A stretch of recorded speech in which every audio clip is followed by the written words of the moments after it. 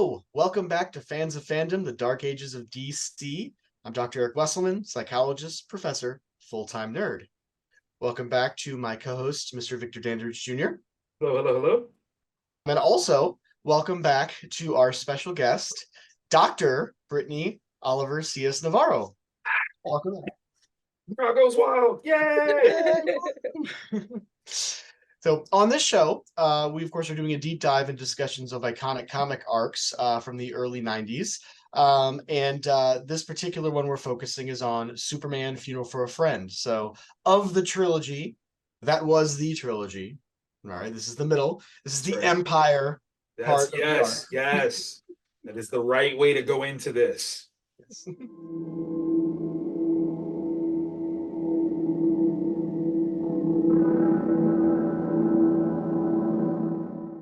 So now we are going to jump into the official part one of Funeral for a Friend, Adventures of Superman 498. So this is, of course, I'm just going to start this out. You open that book, right, the cover, and you see this is the very first splash page. No lead-in whatsoever, no prologue. It's just bam, Death of a Legend. So, folks, give me a little of what you like here before I ramble. Well, for me, first things first is that it does set the stage that you definitely have already read the preamble leading up to it, The Death of Superman. Like the idea that they're not, taking the time to recap everything makes it a more visceral experience that this is something that is real, it's happening, and you've been following it, and we're expecting that you're coming back for the next installment. That's like the biggest thing possible to immediately latch on. Like they are jumping right in. Even to the point where you have characters that are showcased here. Not all of them are necessarily introduced. It's not like a caption that says, hey, you don't know who this is. Catch you up, catch you up, catch you up. You are just supposed to know based on your previous experience with this series. And that's a huge lead-in opportunity, which is not something that's common. It goes particularly against the Stan Lee era of writing comics, which is to understand that everyone's or any comic could be someone's first. And this is by design not meant to be someone's first comic. It is meant to be a carry through from a previous series of comics that you kind of have to have been following to get the full context of what you're seeing. Yeah. And then if anybody wasn't watching earlier, I'm the residential grief expert. And so I'll be talking about all things sad.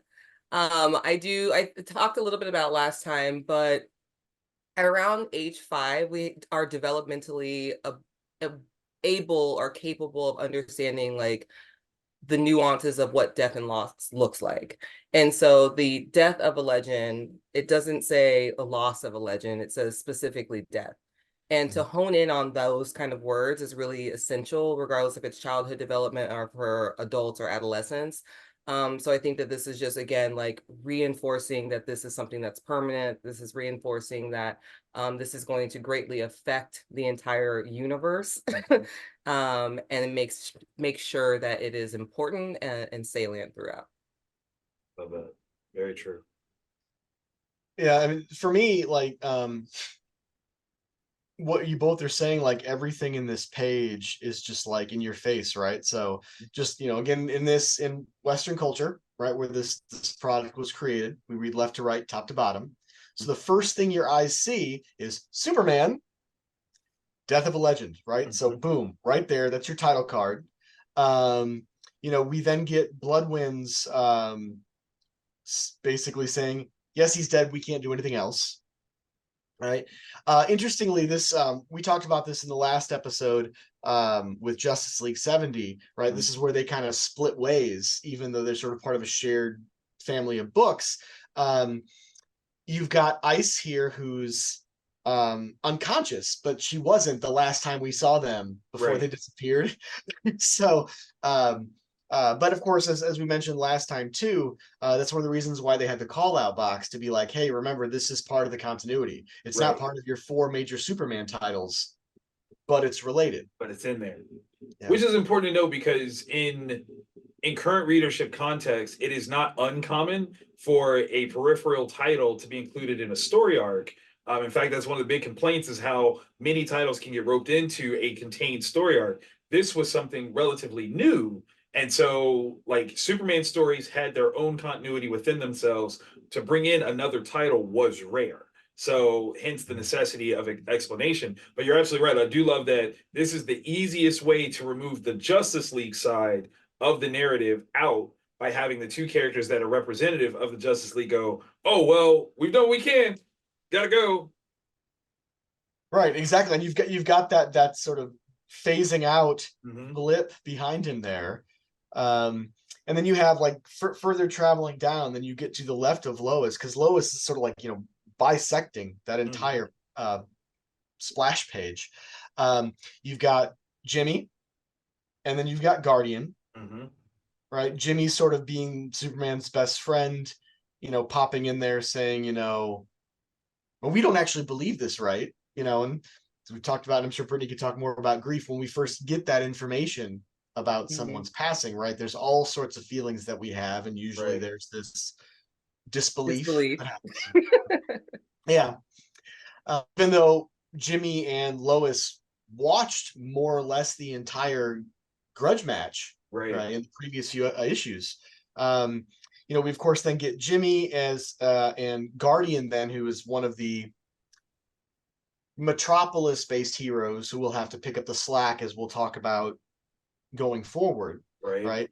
And then smack dab in the middle, you have Lois and Superman in this, I can only assume, is a purposeful Pietà homage, right? With Mary in the body of Jesus, right? Here.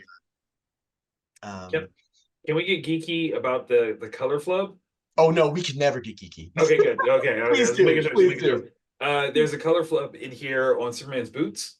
My version doesn't have it, which is why, like, it's a clear indicator. But that yellow outline on the top of his boots, that is not correct. It's always red. So it's very interesting. Like, I wonder who did not catch that and allowed that to go to print in the individual issue copies, because that's definitely what that's from. Well, so we'll move here to let me do the next thing, because this, I guess, is related. This was from the original trade that was released and rushed to print, just like the Death was. Again, when you look at the previews, the Diamond Publishing catalogs from the time, they're like, oh, by the way, these aren't going to be first printings, because we didn't even give you a crack at that. They just went right out to bookstores and stuff. You notice down there it says in that little editorial box, before you turn the page, please read the Death of Superman trade paperback. Right? Here was from the actual original issue, which you can see, as you noted, it's still got the yellow art. That's right. And then notice it says, please read Justice League 70 on sale now. Which makes it even more interesting that in this collected version, this issue is first, and then you get 70 in the setup of this. So I think that's one of those very strange editorial, sort of moments. Well, since you got that copy there, Victor, does it have any sort of editorial call-out box in that one? No, it does not. So in my version, there is no call-out box whatsoever, and it has been recolored to make Superman's boots completely red. You do also have that wonderful tombstone image there on the front left. It's quite nice. It's quite nice. Later on in these episodes, I'll show the original trades inserts and how they set a tone. But a slightly different one. But that's still, we've talked about before. Tombstone was an iconic distribution advertising image. Very much so. Okay, so a couple other panels that I pulled out that I want to get your sort of just your reactions to. So after Blood, Wind, and Ice disappear, then for the next portion of this issue, we have Guardian, Bibbo, first responders trying to resuscitate, like not taking Bloodwind's word for it. Right. So that's what we're getting here in the action. Tell me what occurs to you all as you look at these panels. Brittany, do you want to go first? I'm reading them. It's been a while. It's okay. No worries. No worries. That top panel reminds me of the Statue of the Soldiers. Is it Iwo Jima? I think that's what it is, where it's soldiers and they are putting up an American flag. And if you kind of look at the angling of it, you kind of have that, and the use of silhouettes allows for Superman's cape to kind of function as a flag amongst all the other people. So if that was any part of the design thought process, that's kind of what it's invoking, is this national monument, this iconic scene, if you will, that's been like seared into the minds of so many people. Yeah, no, that's a really good point. I hadn't caught that.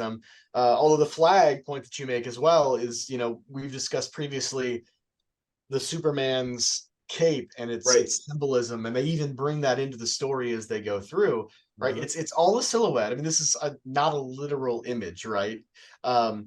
They're making that cape pop. They're highlighting it because of that contrast.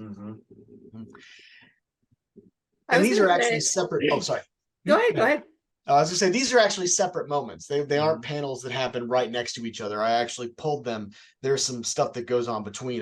For me, it was that silhouette contrast that pulled. But go ahead. Yeah, I was gonna say, for this entire snapshot, like, I'm just thinking about, like, my marriage and family therapist, like, feminist lens is like popping out.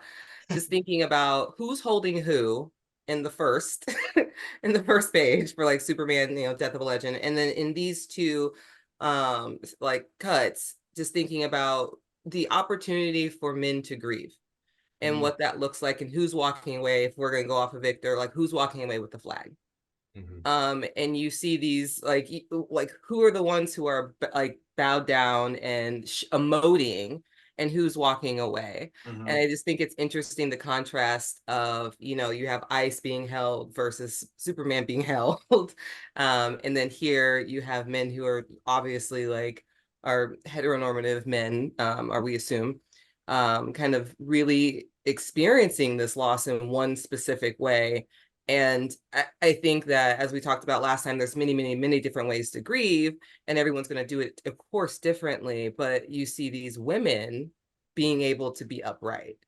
And so I think it's really curious, like, how this came to be, that there wasn't, I don't know, like, I don't think that there has to be, like, this idea of, like, a weak woman trope by any means. Nor do I think that there should be some heroic man trope all the time either. Right. But it is curious to see, like, how they're presenting or representing loss in all of this.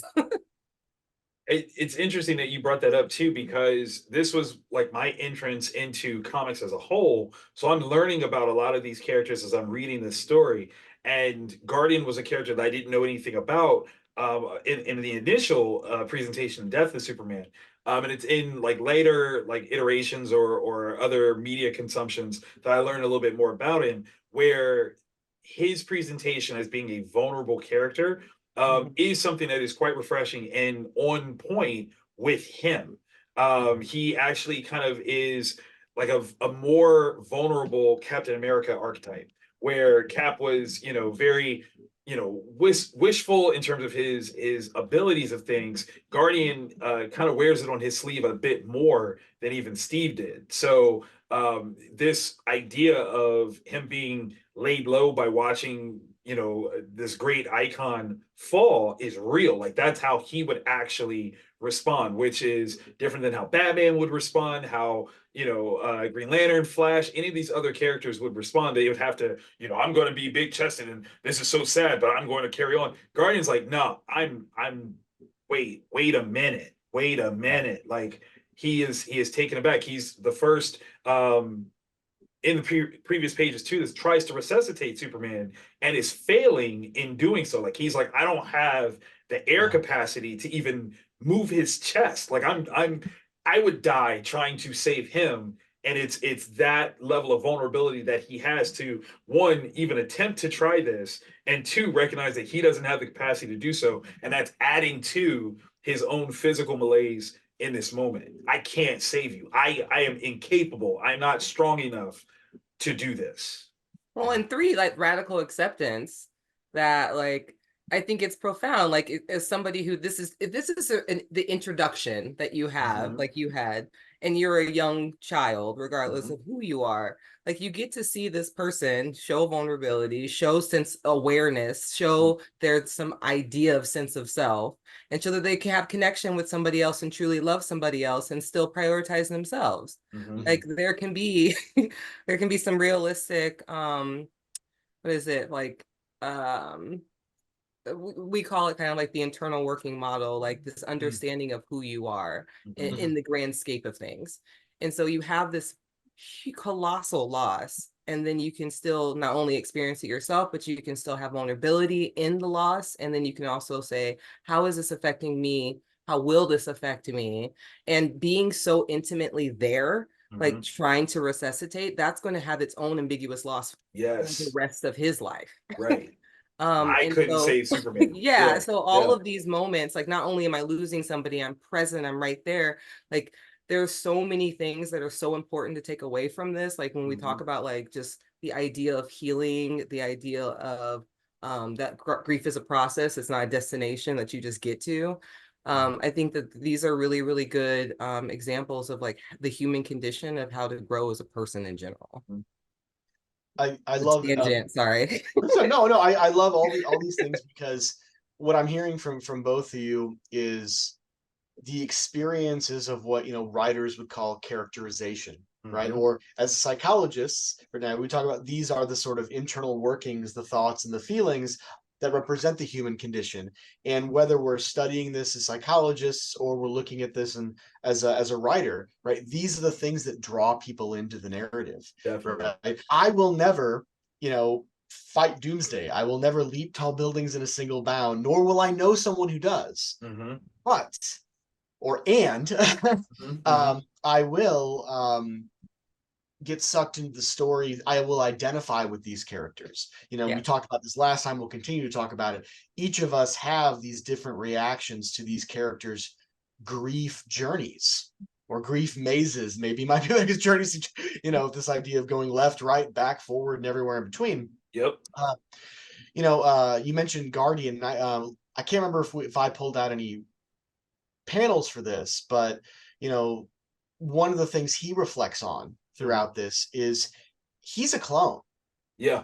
But he has the memories of the previous person. So not exactly immortal, but he died and he has a second chance at life, more or less. So he reflects on, I'm still here.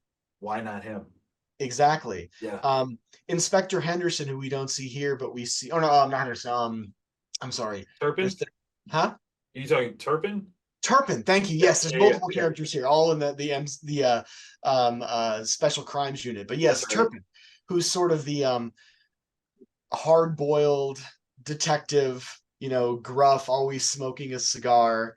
And he has a moment later where he's like, "Wow, get a hold of yourself. You've seen dozens of young people cut down to the line of duty.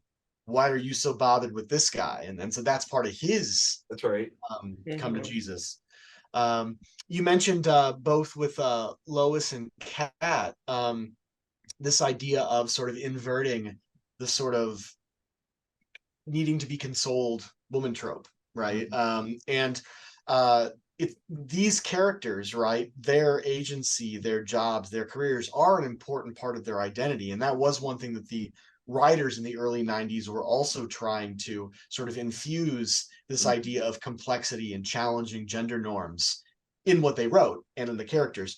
And what I love about this entire arc, about as you see these cast of characters, is that they all get to have moments of strength, moments of vulnerability, everything, right? I mean, they get to be fully and completely human.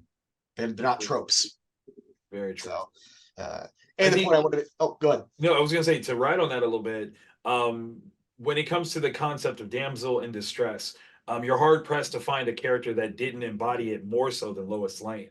And in this regard, this is a total 180 and almost the beginnings of a more deliberate time period where in the stories where she is featured, she almost is no longer ever considered a damsel in distress, but an agent of her own, ambition, will, structure, who can hold her own. And they kind of like started to define things about her even better, like the fact that her father was in the military, which, as a quote unquote military brat, there's a higher opportunity or capacity. She probably knows how to fight. Like her dad would have made sure that she and her sister could fight, because that's his very macho sort of, man thinking. And, just because he doesn't have sons doesn't mean that he's not going to teach these girls how to protect themselves in this big dark world. This is kind of that story where Lois starts to stand all on her own, not just as a vehicle for Superman to come save, because clearly in this instance, he's not there, Right. and so he can't anymore. Yeah, this story, and that's one thing I'd forgotten why I pulled out this first splash page. Right, she is dead center, Yeah. second only to of the conscious characters, or living characters, I should say, second only to Jimmy. Right, this becomes their story, whereas Death of Superman was about Superman. This is now all about them. They're the friends. Yeah, and I remember reading some of the interviews with the creative team, and when they were talking about how much, because as we talked about in the last portion of the series, the first act, if you will, this Death of Superman arc they were supposed to have an iconic event for Superman 75. Originally, it was supposed to be Superman and Lois's wedding, but because Lois and Clark, the New Adventures of Superman, was coming out from ABC, they were like, okay, they're going to want to do the wedding in that show possibly before we do. So, okay, crap, we've got to scrap a year's worth of storytelling. Right. What do we do? Well, we're going to freaking kill him and see what happens. And when they were talking about Lois and Clark's relationship and how much they enjoyed writing that through the engagement up till now and beyond, is that they really wanted their relationship to be truly interdependent, right? And be equals psychologically, right? I mean, no one can equal Superman in terms of his powers, but he needed her as much as she needed him in the relationship sense. She was his confidant, right? And they really used this story, this Act 2 and Act 3, to dial that forward. So, love that. All right, well, move on to the next page, because we got a lot of drama here. All right, and I'm pulling out again. We're sort of going out of order, out of linear time here, but these images struck me because these are really the most action you get in this issue after coming off of 7 issues of nothing but slugfest. Right. And what's really great is that in terms of action by way of something happening, not in the narrative structure of action as we think about, like, oh, we need this break in the calm. This is about scale. What they're attempting to do is create enough energy force to revive Superman. And the scale of it is such a big thing that they have to go for a bigger action oriented set piece to try to pull it off, and aren't successful. This is the equivalent of having Thor call in a storm in order to have a lightning bolt strike Tony to revive him. Like, that's the scale of what they're having to do here, but not with the insistence of, and we're in the midst of a battle and we have to keep fighting. Like, this is a very almost mundane situation. This is something that happens every day at any hospital, but the scale of what they have to do is so big that they have to showcase it like this in order for you to even wrap your head around exactly how immense this whole venture is. And I'm just curious, like, if this would happen for anybody else. That's a great question. Like, what other characters are deserving of this of this magnitude? And I don't know if the death or the funeral of anybody else would be as profound. So it's interesting to kind of see it this way, because it's presented as everyone is so dire. This is such a, an important page Right. to represent how important this person is. And then would anybody else get the same respect? Mm-hmm. Yeah, no, those are wonderful points, and forgive me, viewers at home, for who might be listening or are not as deeply entrenched in the story, right? Yeah, so this is the midst of the revival, right? And we've got people from Cadmus, we've got Star Labs Technology. I can't remember if the people with the lasers are LexCorp or not, but we've I got all think they these are. okay, Yeah. so we got all these major tech people here, right? Together, we've got Professor Emil Hamilton in the lower right. We got, of course, the Guardian representing Cadmus, and then we have Bibbo, right, who's been another one of the supporting characters, who is a retired boxer who lived rough for a while, won the lottery, and is now like trying to become a reclaim. What is the name of that area of Metropolis? It's not Hell's Kitchen, because that's no. Yeah, it's not Suicide. Is it Suicide Slums? Yeah, Suicide Yeah, Slums. Thank you. yeah. Yeah, so the Hell's Kitchen equivalent. Yeah. And he's trying to revitalize that area. He always calls Superman his favorite, right? Yeah. And here he is with this energy field on, because he says there, no one's gonna miss a pug like me if things go bad, right? Because they're shooting a lightning bolt in there, Yeah. and they tell him in the panels before, look, this could kill you. Right. And then there was that moment where the EMT was like, if we keep this up, we're going to melt the paddles. And Guardian's like, then you melt the damn paddles. Right. Yes. You do not stop.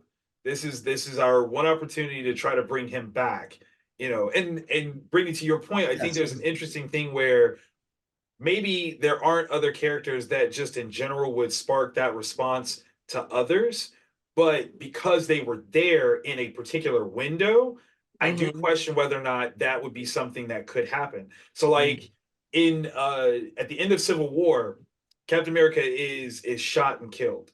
As the narrative goes. Spoilers for if you guys haven't seen this like 15-year-old story.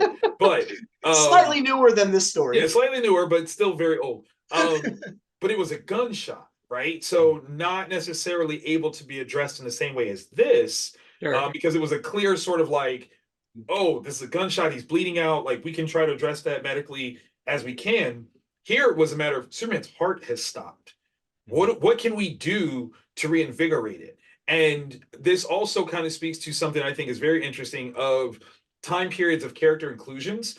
This would have been a perfect opportunity for Black Lightning to be around, and he's not. And is there a rational reason why there's not? No, there's a narrative sort of, a business reason, which is he wasn't super popular.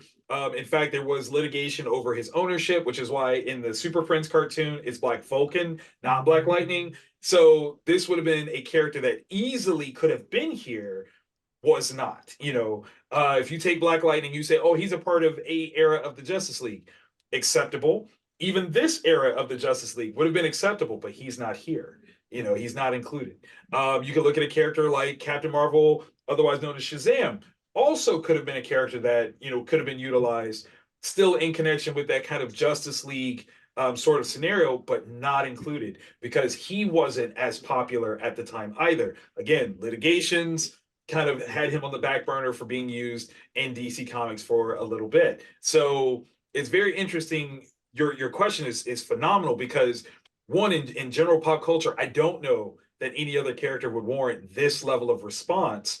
But then at the same time, is it the circumstance that these people all happen to be here to be able to offer said response? And that's what it is. It is the moment and the person, not separated criteria, that makes it happen. Because again, if they weren't there, I don't think this would have been something that happened. It's not that they would have rolled this out like we need to get him to Cadmus right now. Like it was just because Cadmus was there that they even try to do something like this. Because otherwise, anyone else would have just been like, I guess he's gone. Like I got nothing. Yeah, it's brilliant observation.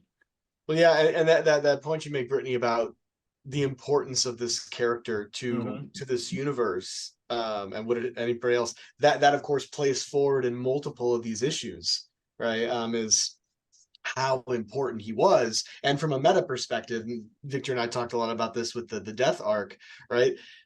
At some level, the writers were trying to be like, yo, you took this guy for granted, right? He was selling all right, but you didn't want the pseudo two-dimensional Boy Scout, right? You wanted the Lobos, maybe at best Yes. Batman, right? At But best. this was the age of Image, right? Where it was nothing but anti-heroes, right? So I'm gonna move forward away from the action a little bit here, because the sort of whoosh shows it all. That's Bibbo being thrown to give weight to the threat that he was under.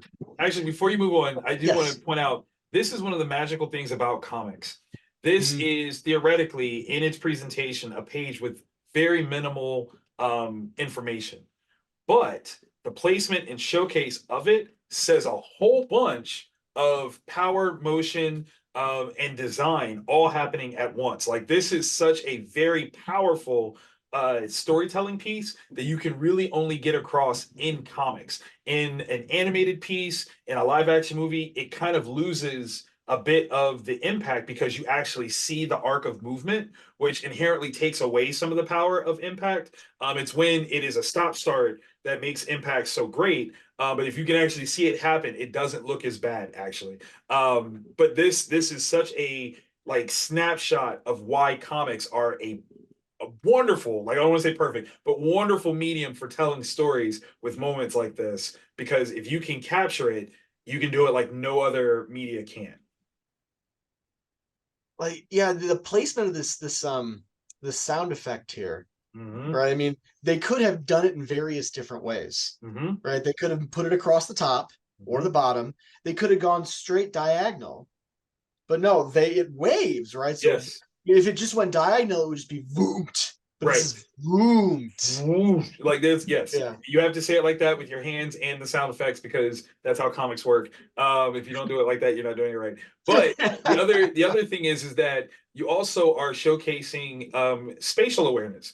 Bibbo's figure is in front of this sound to us. So that means it's happening in front of him, blowing him backwards. Like, there's so many different narrative things that are actually happening here that, again, is so very unique to comics. If you did this in animation, outside of something like Into the Spider-Verse or Across the Spider-Verse, that actively uses these comic book tropes in the presentation, it wouldn't be the same, because we wouldn't have the visualization of the sound like this. It would just be a sound, and it doesn't quite capture the same narrative structure that this does, which again goes into why comics are so unique in the ways that they tell stories, how they impact things, and how they can articulate invisible opportunities for story.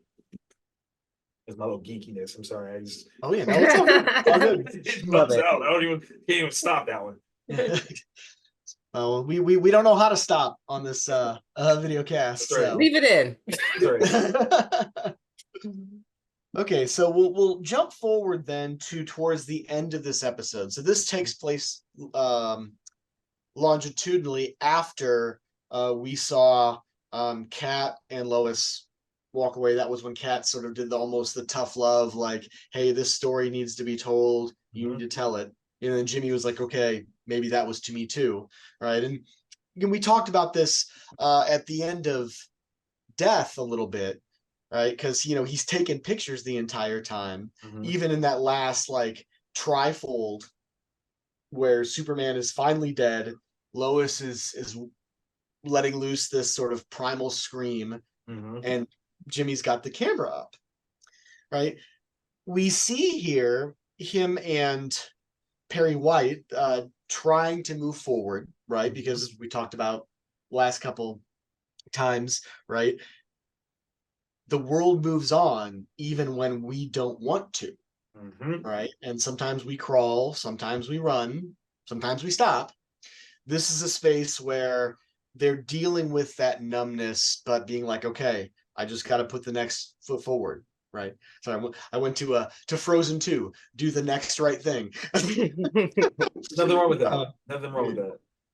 So and they're choosing pictures, right? And here we have Jimmy saying, these pictures I took when Superman collapsed. I almost feel like destroying the negatives because using them seems like a violation of my friendship with him. So let's sit in that for a bit. And what do you think? Or do you want to go first? Yeah. I got to launch. So, I think we were joking a little bit earlier about like, the kids have all the things, they have all the technology in the world. And I'm thinking about all of kind of like all the riots in 2020 with all of these unarmed Black individuals getting hurt in the film that we've been exposed to. And not just, Black and brown people, but just people in general. It's an interesting thing to decide how to memorialize somebody, because a picture means a thousand things to a thousand different people. And when I think about the videos that are posted, a good, bad, or neutral, they're going to have different responses from everybody. It can be re-traumatizing or traumatizing for a lot of people. And so the sensitivity, at least for Jimmy to acknowledge, like, I don't know if this is going to be all right for me. I think that also plays out, and is this going to be okay for other people too? Because I know, like, with social media and the internet and everything else, like, we're kind of living this right now. Like, we've been living it for the last few years of, are you going to click this, like, this shooting? Are you going to watch this school shooting? Are you going to look at this page? Like, which picture is appropriate to represent the war, like all these wars? Like, we're living through this decision moment. And so I think that I appreciate that they at least left that in to show, again, the humanity of the decision, but it's also an opportunity for us to have some, like, insight into our own idea of, like, what are our values and how do we represent people and memorialize them and respect them with dignity once they're gone. Because I think for some people, seeing it would be, I don't know, good in some way or heroic in some ways, but I think that it can harm a lot of people too. And so I really do appreciate that little sense of ego death of, like, it's not just about me, it's gonna be about other people too. Yeah. And even to the point where this goes back into the counter push of the gender stereotype characterizations that have been happening through this. Even before, the men were reluctant to jump back into work, which is, that's the mannish thing. You brush it off, you just keep moving. Lois did not crumble and even embrace the idea of, you're right, I have an assignment, I got to go do this. So that idea of gender stereotype roles being demolished right now. Perry, again, an older, strong man, is not coming at it going, we got to sell, newspapers because this is the biggest story of all time. He's like, we owe him honor. If we're going to do this, it's not about the money. It's not about the capitalism. It's not about the opportunity, other than to honor his memory, because this is what we owe him. He's done this for us, as a city, as a building, as a friend. We owe him this. And Jimmy, in that same way, speaking of this sensibility of violation as opposed to ambitious opportunity, we live in an era now, especially, I mean, think about this, where social media didn't exist back then, let alone as it does now. A picture for the death of Superman would be top dollar. You write your own check, and Jimmy is sitting on a gold mine, and he's like, I feel like using this is a violation of our friendship. It's not even a matter of the professional opportunity that he could take advantage of, which is explored in the animated feature Superman Doomsday, where Jimmy does sell the picture, and it does kind of have a negative effect on his personality and his showcase, and he gets called out for it. Lois is like, why are you acting like this? Like, this was your friend. Why are you being this way? Which is such a huge update in terms of modernism of the male perspective and social media ideas and things like that, versus what this is, which is, he is so taken aback by this moment that he's still more so thinking about his personal connection versus his professional opportunity. And that's huge. Yeah. And we're going to see those tensions continue to play out for his character as we go through some of these issues. Gotcha. But there is ultimately the image that they choose, right? And this is one that's very, very powerful. And we saw it before this. We saw it in the back of the trade, the death trade. They used this in advertisements leading up to the death of Superman. So here's where we first see it narratively. And yeah, you know, you both talked about the terms re-traumatizing, right? You know, this is a very traumatic image for those characters in that universe, right? And it's everywhere. So Not only is it traumatic, there is something about it being in black and white that hits harder. It becomes timeless.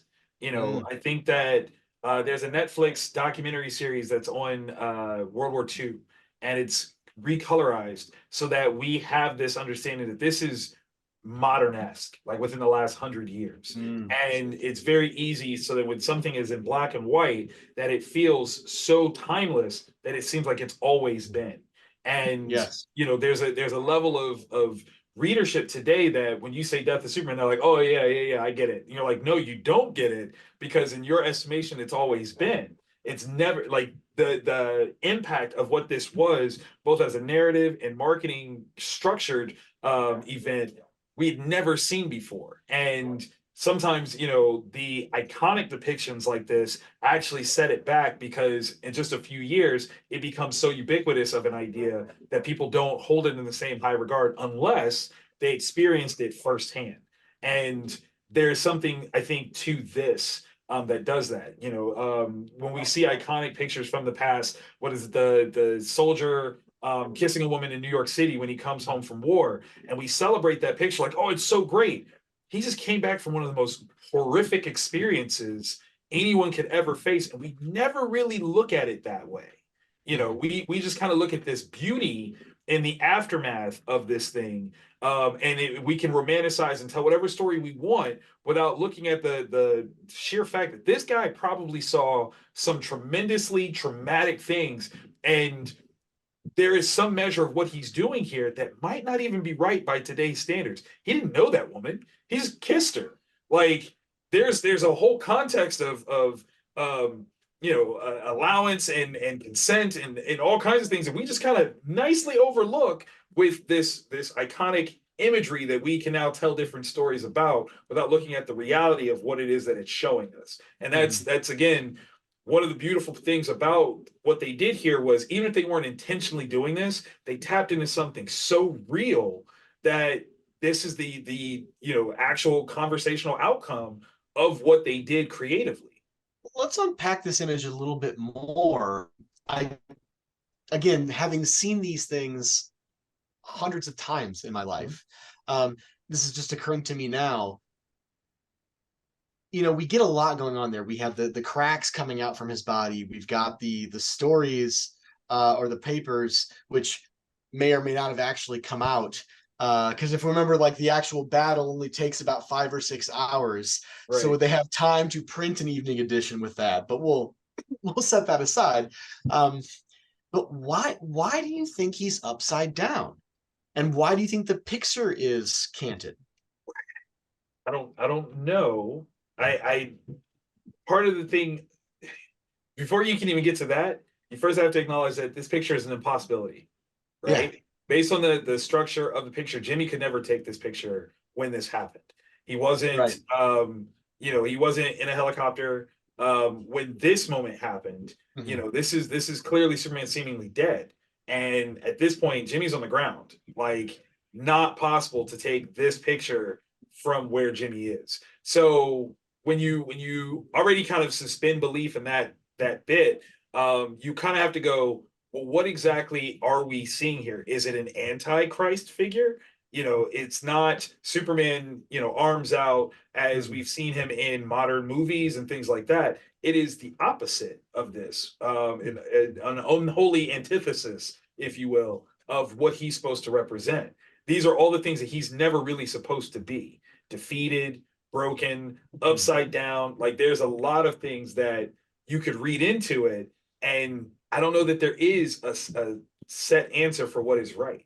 because the truth Right. is, I don't know what way this picture is supposed to be seen. Yeah. I'm gonna go very meta. For Please me, do. like when I when I'm thinking about like the grief process, then looking at this image and it makes me immediately think about a spiral. So this idea of like bird's eye view spiraling out, like this loss of control, loss of really reality. So I mean, it might be very, very, but for me, that's what I see. It might be my own thing. Nothing wrong with that. Nothing wrong at all. But again, like how you see it is in some way, shape, or form defining what it is. Yeah.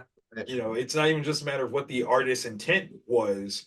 It's what we get because we don't get to necessarily, you know, check in with them and go, hey, what do you mean by that? Like, Yeah. what we take is what we take. So I like that spiral. That's, you know, Yeah.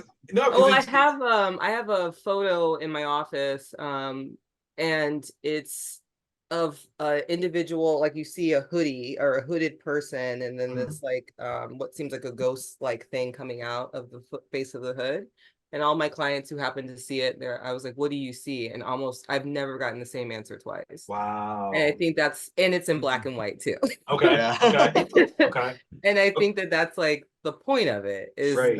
that and it sounds very poetic, but everybody's their own special snowflake. And just like grief, everyone's going to handle it differently. Everyone's going to interpret this differently. It's going to hit based off of our own previous experiences and our previous experiences in loss in general. Because this might just be some kind of cool front page image to one person, and this might be a really devastating, and we've said it before, re-traumatizing thing for somebody else, and everything else on the spectrum. So I think it's, you know, the eyes of the beholder at this point.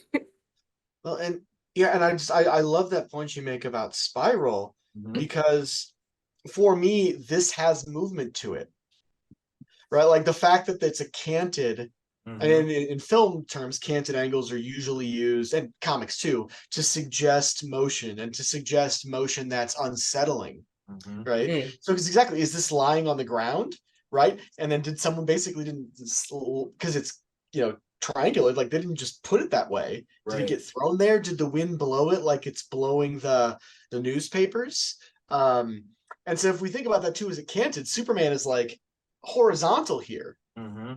So that means whoever Jimmy took the picture and did it at a way that his body would have been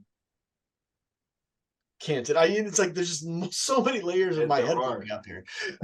Out of curiosity, how is, to get super meta on top of your meta, how is this spiraling for you? Is it going clockwise or counterclockwise? Counterclockwise. Counterclockwise? Ooh, that's deep. Okay, so this is counterclockwise, and this is okay. This is either gonna make us like the best of friends, or you're like, this guy's weird and I never want to talk to him again. In the sense of it spinning, is it getting closer to you or moving away from you? Further away. Okay. Which would make me feel like something going away. Man, this is brilliant. Maybe I cracked the code. I'm just saying, like, because it gives me that feeling like it's going to spiral away into the dark. And for this being the first part of Funeral for a Friend, like, that's a whoa. Like, if that is at all intentional, greatest comic creators to ever exist. Like, that's what that is, because they are making you preemptively understand what this story is going to do as a whole from a cover. But even with our last episode, there was another one where they're walking into the dark. Yes. So, like, I think that it's just a reminder of this, like, this infinite blackness. The cover right here as they're walking, because the shadows have it where they're walking out of the light. Well, and we think about, and I just from what I've gathered, from what I've read, and Victor, I'm sure you can weigh in this more directly. But, you know, as an audience member, you know, a non-creator, from me and, you know, Brittany's perspective, right? The cover is meant to get our attention, to get us to pick something up, right, out of a sea of covers.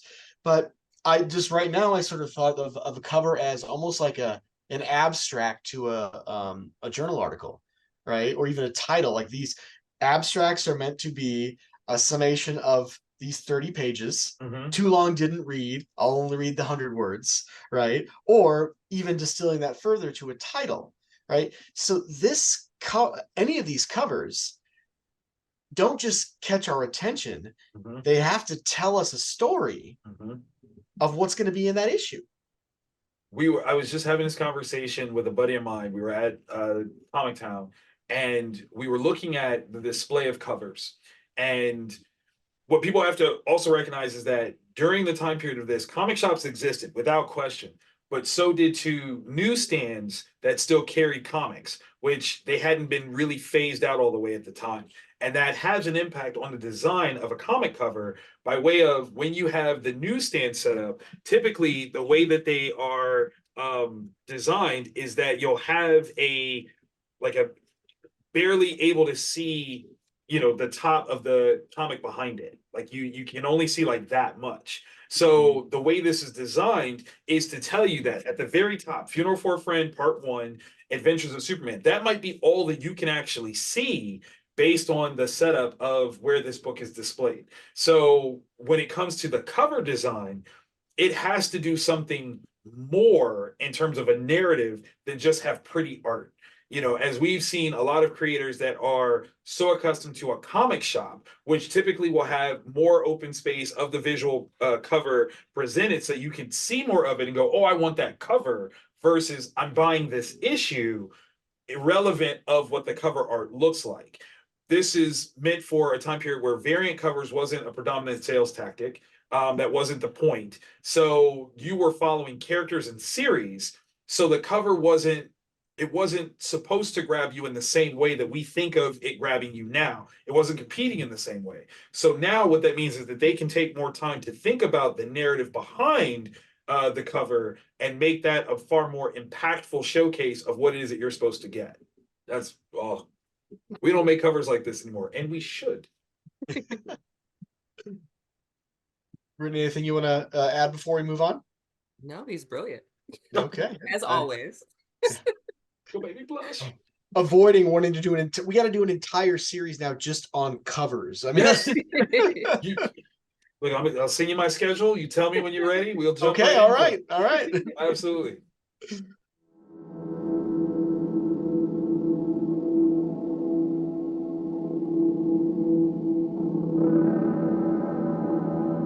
So, yeah, still in the same issue. What we have here is, again, there's an entire cast of characters that they've been building over their several year run on Superman. We have his parents, right? And as I think we've talked about before, maybe in the death portion, right? Superman's parents being alive is something that has kind of gone in and out depending upon who's telling the stories. Like in the movies, for example, maybe he's got both, maybe just one. But this is one of the things that John Byrne, when he rebooted the character, he had both of Superman's parents being alive. It was also something that was a big part of Lois and Clark, The New Adventures of Superman. Right. This was part of Superman's social support network. All right. So they're watching this. Jimmy and Lois were watching it, but watching it live. Here are his parents. So let's talk a little bit about your reactions to these moments. These are truly heartbreaking. Truly heartbreaking. And I knew that at 10 years old, not being a parent. Because when you understand the context of what it is that they had to watch, the worst thing I think any parent can co-sign, and Eric, forgive me if this is at all triggering to you, sir, is the loss of a child. Like that is our greatest fear. It doesn't matter when, it doesn't matter how old they are. I can tell you right now, I'm 41. If something were to happen to me, my parents would be devastated. They would be devastated. Not even looking at like, well, he's lived a great life. No, devastated. And these were two people who, through the strength of the upbringing and circumstance of their child's life, never thought that this was going to be something that happened. And it was so far removed from their purview of what could happen, despite everything that they've ever experienced with Clark. I mean, he's done the impossible from the day that they got him. But this was a level of impossible that they never considered, to the point where they're literally watching their son's death on TV. They're watching it happen because it's not the thing that they thought was going to happen at all. You know, we're not just talking about like, oh, my kid lost the big game. He made a flub. You know, he dropped the ball. No, like they're watching it like it's the lottery. Like, oh, we're just going to watch the news, knowing that their son could be on it at any given time because he's been on it a million times. Easy. But he always gets up. He always walks away. He's Superman. Yes, he's our boy, but he's up. Hey, he's Superman. Like, come on, we know.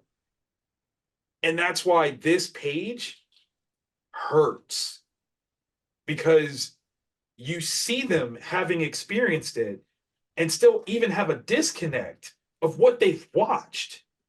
They're still not sure what if what they're saying is right. Like, what did we watch together, unified? They're not even conversing about it right away. There's still this, well, did you see that? What are they? No, no, that's not the way that works. Like, that hurt. I remember as a kid hating this. Again, I'm coming off of, by this time, my uncle has died.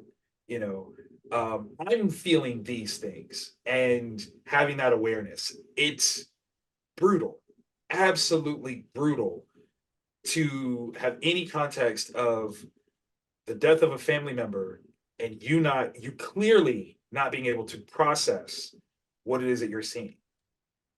Just tremendous. Yeah, because I know that we've all kind of touched on a little bit of, and I don't like the word really like trauma bonding. I think it's this concept of just us trying to connect. Like, I don't really think that it's anything to do with wanting to like hurt each other by any means, but I think that we've all shared this history of loss, and this reminds me of the phone call my mom got when my brother died. Right, like these are moments that the two silhouettes of silence are so loud, like bigger really than a lot of the action shots or the action, like, or the pictures. And then I think just to see the scale, I think the reason why there's so much, like why they're so shrunk when they're hugging and holding each other, is just to really just demonstrate how small they feel in that moment, or how hopeless or lost. And I really do think they did a really good job of describing a very intimate human experience, because for people who at home who might not know, most research and funding goes to individuals who've lost a parent in childhood and adolescence, and some very small for who've lost a child. And so, not saying that children shouldn't get it, because they need a lot of support. But the amount of grief that you can have 20, 30, 40, 50 plus after you've lost a child is significant. And there's not really places for you, because unless it's hospice or individual therapy, there's not a lot of like support groups or anything like that that are just out there in various communities. Even here in San Diego, if you Google grief resources, it's from 2007. So I think that this is kind of really essential in having conversations about how do we respect other people's experiences. This goes back to like the photographs, like should I post this thing? Is this going to mess up our friendship? Should they have even televised this? Like, knowing that there are people actually watching who are going to be truly affected, not just affected in the sense of we've lost a hero, but I've lost a human. Yeah. And I think that this goes back to our own value system and our own moral character of understanding what's appropriate. Because I'm like, again, we live in this new age where we're watching lots of different things. But I think this connects to the human element of like, my God, like, what did we do? like potentially not just for, you know, humanity, but for these two people who love someone so much. I was gonna go off of the visuals of what Brittany pointed out, the two still panels, being at all inspired by the American Gothic painting Oh, of okay. the husband and wife. They are juxtaposed. They're switched around. So it's the wife and the husband, Uh-huh. but the husband is holding the pitchfork as the centerpiece, which the lamp clearly kind of has the same shape of, and they're standing in front of their house or their barn, which has the triangular shape. Like it is Oh, American excuse me. Gothic just flipped around and in such a broken sort of space, because again, at a point in time where one could argue, you know, gang violence was at an all-time high, you know, drug use and people, you know, ODing was a horrible epidemic. So this is America kind of phrasing. And what does it look like when America loses its hero? When you know, America loses its spirit, when the parents have lost the thing that they have cared for and nurtured, the thing, you know, the hope, the dream that you know a child is supposed to represent. When you've lost it, is that, you know, part of the American Gothic now? Like that is visual symbolization at play wonderfully, at a point where, you know, for myself, I'm sure peripherally I was aware of that painting, but I recognize it right now as this could be read as a statement beyond the story, beyond the narrative that's on the page, but a bigger commentary on what the world is like. You know, we're looking at governments lying to their citizens and creating issues at a time where, you know, what the first World Trade Center bombing is but like a couple months away from this, you know, and these are things that are kind of aspects of the world where the things that we thought were true of America, we can't be beaten. What are you talking about? Superman can't die. Same concept. And we now have to embrace and swallow a different, you know, reality than anything that we've ever thought possible. You know, we held everything up on this pedestal, and when it gets knocked down, we have to embrace the truth of that new reality, and that is what that looks like to me. Yeah, there's lots of stuff I want to weave into that, but Of before course, I of do, course. I do want to take, we've said this before, I want to say it again to any listeners, that the National Crisis and Suicide Prevention line is 988. You can also go to psychologytoday.com and you can Google local therapists who have telehealth options, etc. So I wanted to make sure and throw that out there. Absolutely. The information is going to be in the description of this video too. Yeah, there's and one of the many things I love about not just this conversation, but the conversations we often have, is that this is probably going to be a 2-hour episode on one issue. Oops. Yeah, I know, right? First world problems. But what is really so I'll come back. Brittany, you know, some of the things you talked about with where most of the money goes to in terms of funding of sport is this focus on people grieving their elders, right?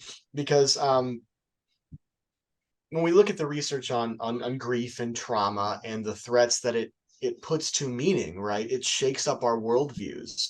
And one of the things that I've often heard anecdotally, I've seen in some of the literature, particularly talking about when a young person dies, right? Is that this is not the quote unquote natural way it's supposed to go. Right? When we think dying of natural causes, right? Generally speaking, I mean, it's can't think of an initial thing, but usually it's someone later on in life, right? Just the natural progression of life, right? Exactly. And I'm using, if you're listening and not watching, scare quotes around natural. Yes. Yes. Yeah, but it makes me think of like the one particular moment in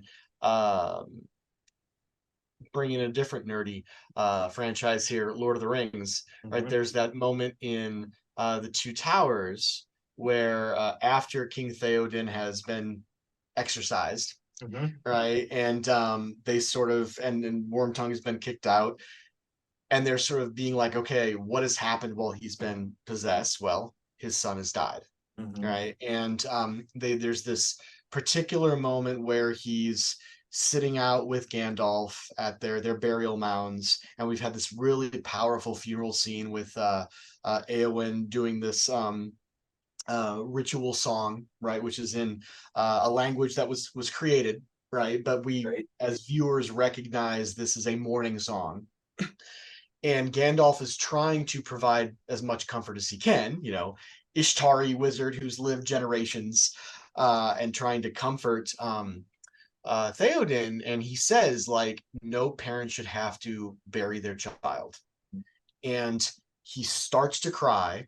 Right, here's King, right? I would talk about gender roles, right? And he's crying, and it pulls back in this, and Gandalf is just with him, right? And of course, it cuts to something else, but I just remember that moment being so powerful on so many levels, Can right? I add to that? Like, I Please do, also please want to do. just say, like, for funding, it's usually for the littles. Most of the research is either child and adolescent studies or hospice care.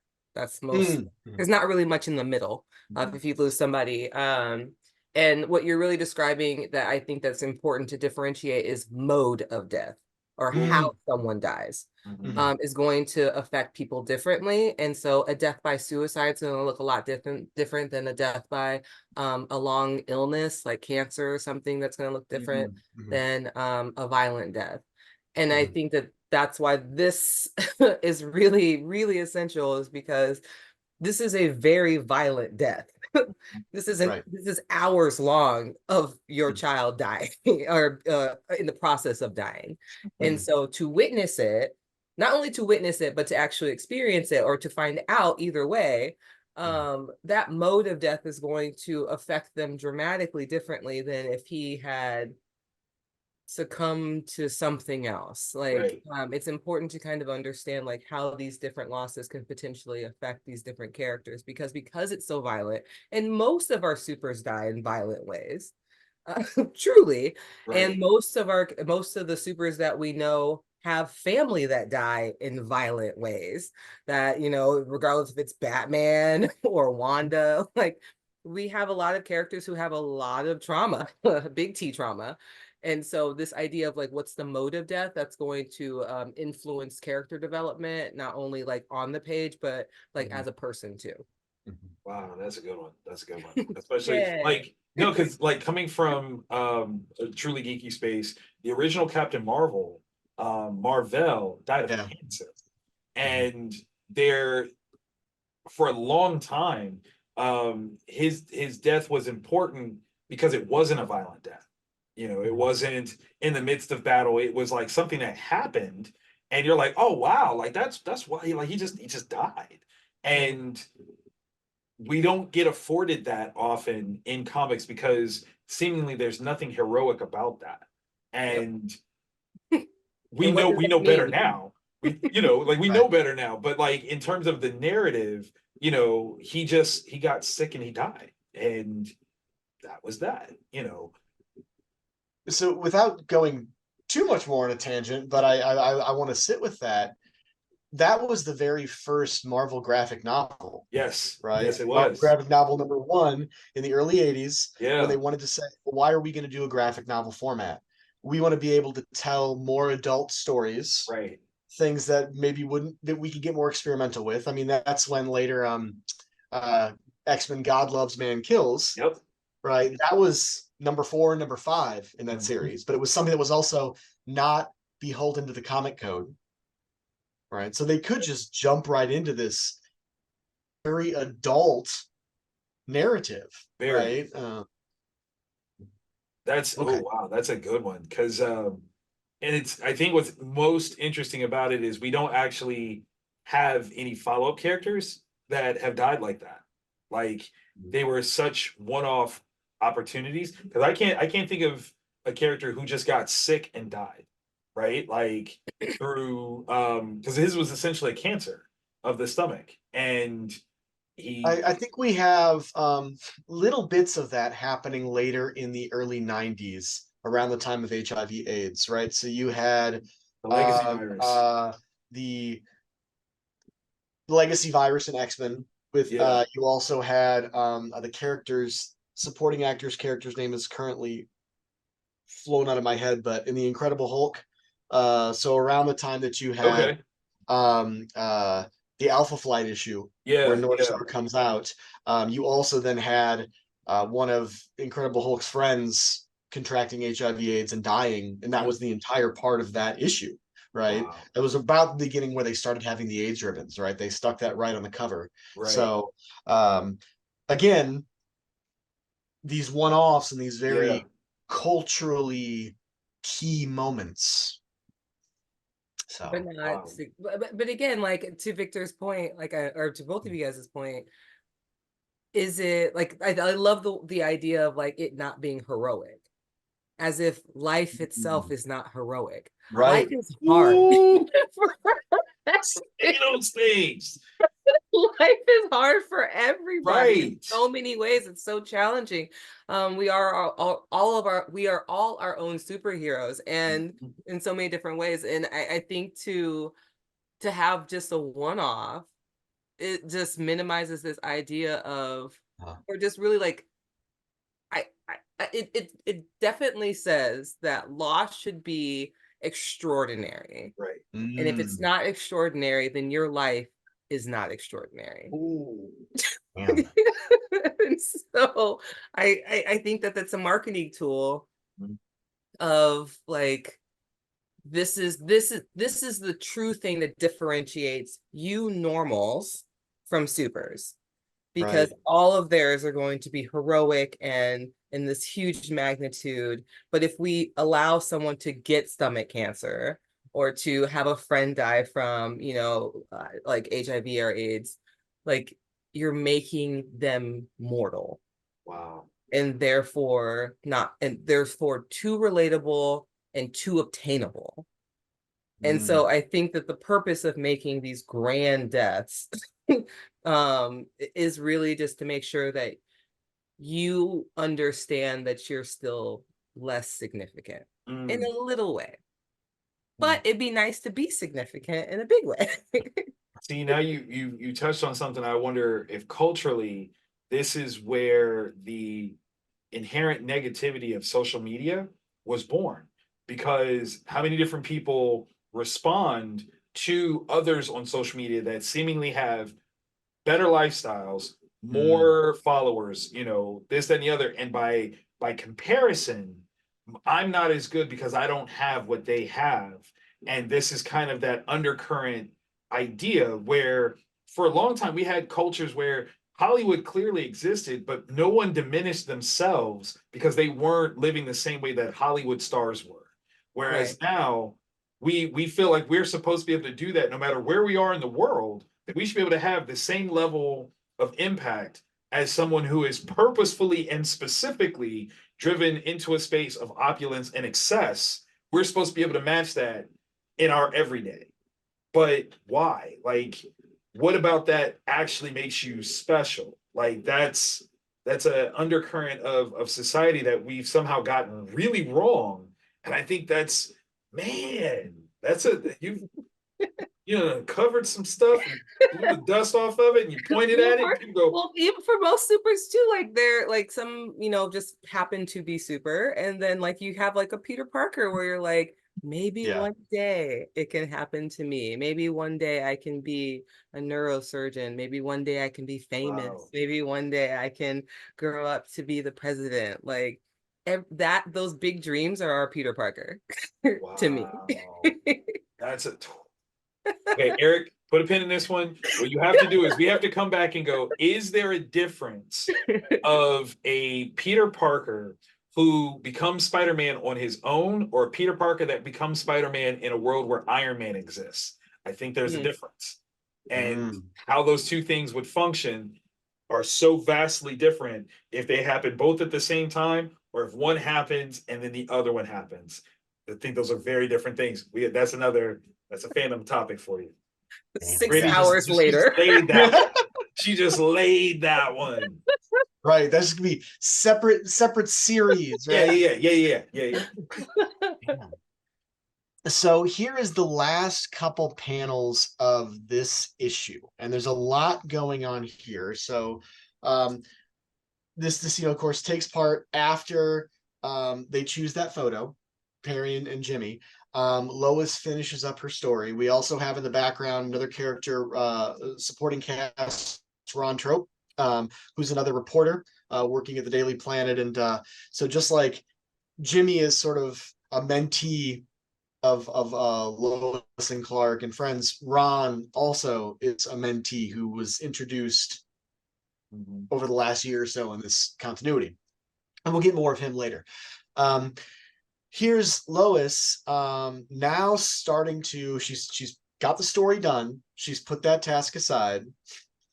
And now, as opposed to distracting, which is fine, you know, like that's necessary sometimes, right? Now she's allowing herself to move back into the space of thinking about what just happened. Just sitting in the experience, right? Totality. Yeah. Yeah. And so she said, I can't speak for the rest of you, but I never really thought Superman could die. He's cheated death so many times. It's hard to imagine never seeing his face or hearing his voice again or taking his easygoing nature for granted. Right. And that's just, so let's just start with her experience there. Well, I do want to point out what she's talking about is not Superman. Yeah. Yeah, she's not talking about Superman. She's talking about Clark. And that becomes one of the most interesting psychological question marks of all time for her character, being that in this moment, she is the only one who knows that in that room, at least, that Superman's death means Clark is gone. And she is choosing, almost as a means of denial, of embracing that truth, of telling everyone else the truth of who Superman was. She does not tell them. And she very clearly could. Right. And it would answer everything. But instead, she is perpetuating this narrative that they are two separate people when she knows specifically that they are not. There is a mask of strength that is put on by her here that is one of the most powerful things ever, but one could argue is almost villainous level duplicity, because she could set herself free and let everyone else know, okay, I have to tell you this. You know, here's the truth. Superman and Clark Kent were the same guy. And I've known this because we were dating, you know, we were going to do this, we were going to do that. I'm telling you the truth. It is not that Clark his luck happened to run out along with Superman. They're the same guy. Right. They're the same guy, you know, but there's something here that she is protecting that has so many facets and layers to it, you know, because again, these are people that she trusts, you know, openly, like her level of vulnerability is here, but at the same time, is she being at all like negligent duplicity by not telling them that truth? Because at this point, as far as they all know, he's gone. He's not coming back. What are you keeping the secret for? Well, they play that out in a few other episodes later, right? Because he's got enemies. Yes. And who would totally take out their revenge because they can't take it out on him anymore, on them. Yes. Right. And there was a moment was he Irredeemable? Is that the series, Mark Waid? It's been a while since I've read it, but I remember, for those who haven't read it, they're basically telling the story of Superman, but without DC's guardrails, and being like, what would happen if this went very differently? You know, in many ways, and which of course then later DC does do with Injustice, right? In that sort of variant. Yep. But there's a moment in Irredeemable where the Supermanish character reveals himself to his lover. She then tells everybody because she's a reporter. Yep. And then he stops, like, what the hell are you doing? What are you doing? What this all means? Like, what do you mean? What am I doing? Like, this is the greatest story of all time. And that character basically is like, okay, all of my enemies now know that you are all connected to me directly. You're all dead. I'm good. Right. And then that plays out in very different ways in that story. Yep. So, But there is something very interesting here, considering that outside of Ron, because Ron is relatively new to their circle and Right. things like that, Mhm. but each of these characters, in terms of Jimmy and Perry, both have admonished a bit of reluctance in the reporting of Superman's death. There is a measure of honoring and not being ambitiously motivated for any circumstance. So the question at hand is, does she think that they would take advantage in some way, shape, or form with the knowledge that Clark is Superman? Would that be the next headline? Superman's dead. Tomorrow's headline, Superman is Clark Kent. News at 11. Like, is that why she's not telling them? Like, because she wasn't there with them per se when they were having their moment about the picture and the fact that this is about honor. So there is something inherently, I think, that again, she's trying to protect something. The question becomes why? What is her motivation for maintaining this secret? Because for these two guys that have a huge connection to Clark Kent, they've got a huge connection to Superman separately, why not give them the grace to say, I need to tell you something. This has to stay between us. You know, I'm trusting you with what was trusted to me. Clark Kent and Superman, the same guy.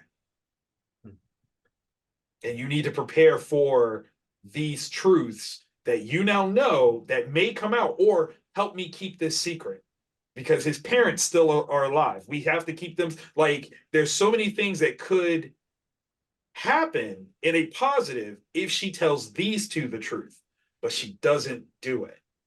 And that becomes its own sort of, like, as a reader, over the years, I'm like, why did she never tell them who he was when they all thought he was dead? Is that a showcase of her lack of embrace of that reality? Is there some kernel in her that is so unsure that he is truly gone, she didn't want to play that hand? I think all these are possible, and they all could coexist, right? And we never know what's going on at one moment in anybody's head, let alone a character. Because there's also, this is hers and his, right? I mean, she does know that there are a very small amount of people, right, who knows his secret. Yep. Right. But if we think of them as an interdependent unit, that is the most intimacy. That's intimacy right there. And if more people start to know, does that diminish that the power of that confidence that he had in her? Right. This is like, it's so beautifully complex that, again, you read something like this, and at a time where people are like, comics are for kids, and you go, no, that's very adult. Like, because based on the level of intimacy, and you're absolutely right, would she be wrong? Could you say she's being selfish for maintaining that level of intimacy? No, you can't. Like, if you were to say so, you are being selfish in your own presentation and don't even realize it. Like, this is somebody that, as we understand, was going to marry this guy. And so certain things between husband and wife should be kept between husband and wife. This is us, this is ours, this isn't for everybody else. And so, yes, it might have given some relief, some reprieve to everyone else to know, but then she would lose this certain special thing that was sacred and given to her and built with her and built by her. And she doesn't owe that to anybody. And like, again, what beautiful onion type layers of characterization are we looking at here? Because if anyone were to say, like, she was wrong for not telling them, I can't say that you're 1,000,000% incorrect. I can understand why she wouldn't. I can understand why, I wouldn't find it selfish if she didn't tell anybody. I would totally understand. But I can understand if you felt a certain kind of way, if you were in that circle, being upset for not being told. Like, it's me. Like, I get why he didn't tell me before, but now, like, there's so many different ways, and it's such a beautiful, like, seed of opportunity. Like, let's say in the midst of them figuring out what was going to happen, Jimmy finds out on his own that Clark and Superman were the same person. And he looks at Lois and goes, why didn't you share this with me, so at the very least that I could be better here for you? Like, you didn't have to do this alone. I could have been here for you on that level, if I had just known, if you had just told me, and that, like, how deep does that speak to people's survival guilt?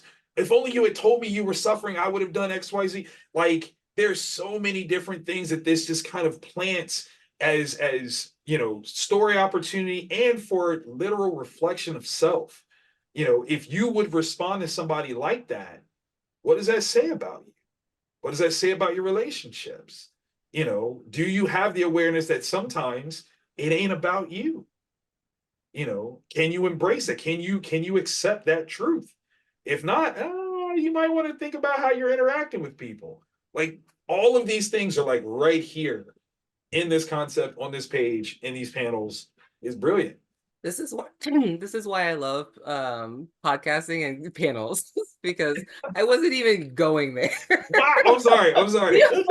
The only thing I was thinking about is this concept of taking things for granted.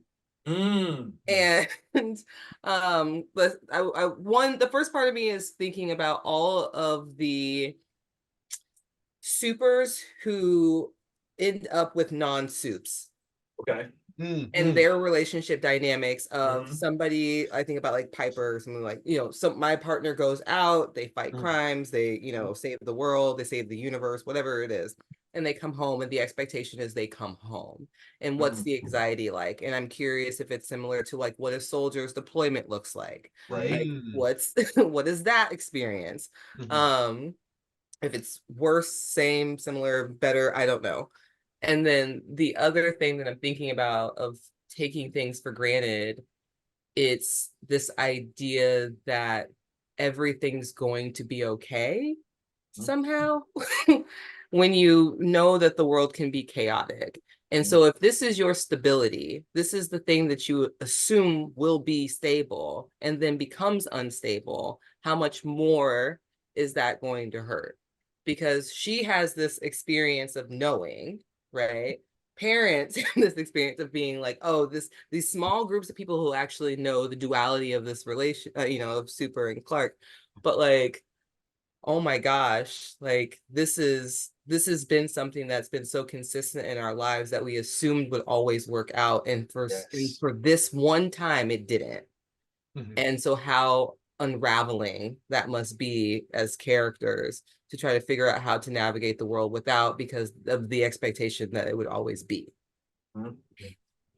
That's that's what I'm saying. Like, it's such a huge concept for something that at this time especially was written off as kids material. Like, right. And bouncing off of that, for like, it's not just for kids, because think about how, like, I immediately think of like COVID. How much did we realized we needed other people besides the 4 walls that we had in our homes. Like, we needed to reach out, and we needed to talk to somebody, and maybe call grandma or uncle or so and so who might be older or more ill or something else. Like, we realized, oh shoot, life isn't finite, it's finite. So like, we really did have an opportunity to really like reconcile with our own mortality and others' mortality. And so this is a good, not so child level thought process of, oh my God, there's things beyond this one true experience that I'm having right now, or just today, because tomorrow is not guaranteed. We know that. And my friends, my family, my coworkers, the people that I interact with daily, their lives aren't guaranteed tomorrow either. And so I get to choose every single day how I want to show up for them. Yes. And that's a really profound thing to do and to talk to for a child's book. Literally. Again, I'm 10 years old. I'm sure that I wasn't getting this conversation out of this, but that doesn't mean it wasn't there, And when, I have a 14-year-old daughter. If I gave this to her, I don't know that she would have gotten it. But if she does, what conversations would we have? What perspectives would we get to explore because they're here and it's part of the conversation, at least in subtext, of, you know, what is owed. This is something that has popped up. The show Invincible, which is heavily inspired by the framework of Superman and the concepts within. But Invincible, in the show, season 1, he does so in the book as well, but in the season 1 series, he dates a normal person and does not immediately reveal that he's a superhero. And there are people that have had lengthy debates on whether or not that was inappropriate, whether or not it was wrong of him to date this person and not tell them the full totality of his life. And Mhm. that is a very interesting conversation, because from a comic book standpoint, we're like, well, no, he wouldn't tell his secret identity. It's his secret identity, you know. And then at the same time, you go, okay, let's take that into the real world. If I'm just dating someone, right? Do I give them the full totality of all that I am? Not yet. You have to earn that. I don't know you well enough to give you Right. the full context of me. And am I wrong for having anything held back? You know, there's things like that. You know, there are single parents who will date, but the other person doesn't get to meet their kids until there's been a certain, you know, benchmark of, okay, now our relationship is in a place where I can open up and let you meet this other side of my person, of my being, and know who I am. There's so much like right there, and this is in the same way of that context, which I think is absolutely brilliant, especially when you compare something that is almost 30 years apart and how they're having the same conversation, because in truth, there is no one answer to that. It is such a personal, in the moment, what I say today might not be how I feel tomorrow, and it's all right. All of that is okay. I'll use this to pivot slightly, but to sort of make the transition end cap. In the different iterations of this story, so the Superman Doomsday in 2007, right? That one takes place in the animated Adventures of Superman universe, or Superman animated series, right? And so in that one, they are not engaged, Lois and Clark, and at least officially, right, that his secret is not known to her, that's right? right. They play that out in that story a little bit. Here, of course, it is known the entire time. Then you fast forward to the just a few years ago when they did the newer animated 52 version style of Death of this. Superman, right? Yeah. In that one again, it starts out with Lois and Clark being in a relationship, but her not knowing. Right. That he's Superman. He then tells her, and then stuff happens. And then right. He So dies. it's right. The dynamics in all three, the interpersonal dynamics in all three of these adaptations are very, very different. Yes. Partially because what you're talking about. I mean, Superman has a conversation with Flash and someone else up on the JLA who is out to their partners about their superhero, and he's like trying to decide whether or not to tell Lois. Right. And they're like, yeah, dude, tell her. Why not? So Listen, they have this. You know what kind of nice... trouble I'd be in if I didn't tell her? Like that's what Flash says. He's like, if I didn't tell her, when she found out, she would kill me. Like, no, I had to tell her like right away. And again, I love that you said like they came out. It's, you know, dual identities, you know, my secret true self. The language kind of plays, doesn't it? It's kind of beautiful. I will, to that end, Brittany, and you're 1,000,000% right, which is one of the reasons why I have such issues with people that are like, oh, comics are woke. There are such analogies of superheroes in any lifestyle that you can think of. Hogwash that it's all of a sudden. No, that's not true. They've always been here. The stories have always been told. Calm yourself. You just didn't realize that that's what they were talking about, because they weren't talking about it, but yes, they were. Like, just like, come on. Like, that's again why superhero comics are so profound without even necessarily trying to be, because they speak on levels that we don't even necessarily see it. I was just talking about this in a recent video. It's an old conversation for me, but talking to a Black mother who acknowledged that she wouldn't let her son read comics because they didn't have anything to speak to a young Black child. I'm like, ma'am, I am that. What you are saying does not. And so I'm like naming different things. And she goes, well, what about Batman? What can this rich white man teach my son? And I go, you mean a survivor of gun violence? of a family member? No, that doesn't have anything to do with what we understand in the Black community whatsoever. And she was like, I never thought of Batman that way. And I'm like, and yet, from the very beginning, he always has been.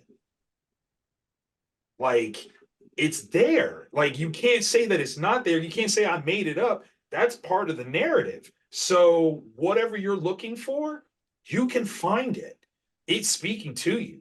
It's on the page. You just gotta look. You gotta be looking. You gotta be willing to embrace that that's what it's saying. It's so beautiful. It's so beautiful. Stop with the woke stuff, people. Stop it.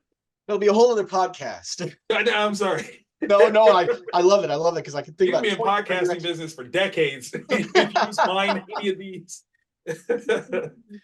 So I want to sort of move from the narrative itself to the sort of meta elements, which we've been kind of talking about at different times, right? The entirety of this story, from the way Mike Carlin and everybody else tells it, and they're consistent in their story, is it's not just about killing Superman, right? It's about what happens next, and then what happens next, and it's telling a good story. Yes, we want to sell comics. Yes, it's nice to have an event, but where does this go?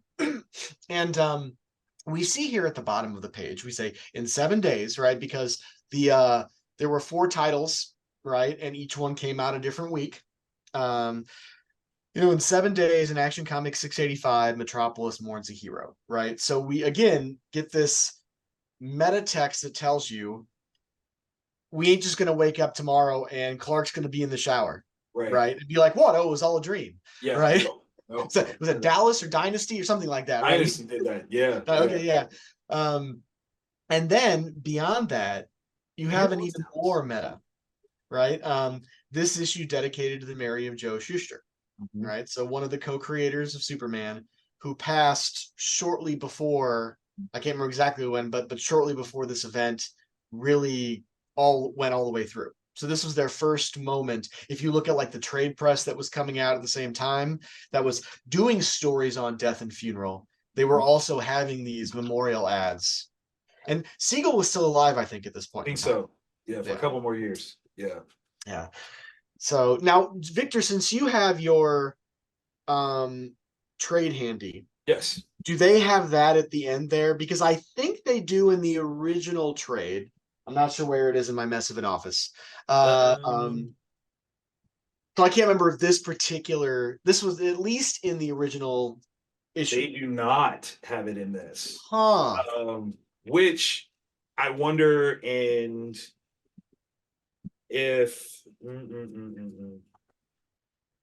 part of the reason why they don't, and this is a stretch. I'll put my arm back into the socket after I'm done. But by the time this iteration of the trade was done, both Siegel and Schuster were gone, so it wouldn't make sense for them to reprint a specific sort of honorarium to one and not both of them. Interesting. Yeah. Because I think like at the time of making this, the different things that happened day of, so to speak, for individual issues, right? It kind of gets covered up because you go, well, why Joe Shuster? Well, how come not Siegel? Like he's gone too by the time this iteration comes out. And it would have taken extra time to make an editorial footnote to add that, right? So that the historical nerd in me is like, oh, but come on, that's a part of the time. But yeah, from a yeah. If there was a director's cut of a trade paperback, I think it would be in there. Okay. Which I know sounds crazy because people will be like, well, trade paperbacks have all kinds of extra stuff, but there's a lot of stuff that gets taken out that they don't necessarily put back in. I would argue, and Eric, I definitely think that you have a case on your hands for, if you're bored, to contact DC's offices and go, I have found a collection of marketing materials and things like that in association with the death of Superman. You need to make a book that talks about that part of it as well. And I will code that. I will lead that, because there is a huge portion of the narrative that isn't included in these books.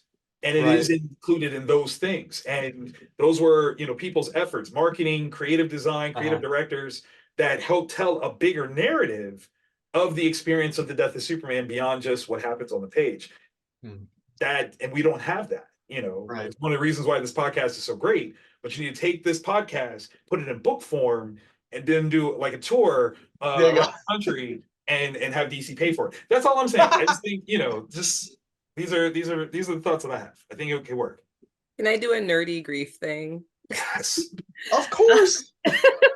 So I do appreciate like the in the 7 days part, like, well, the like, you know, Metropolis is gonna mourn a hero.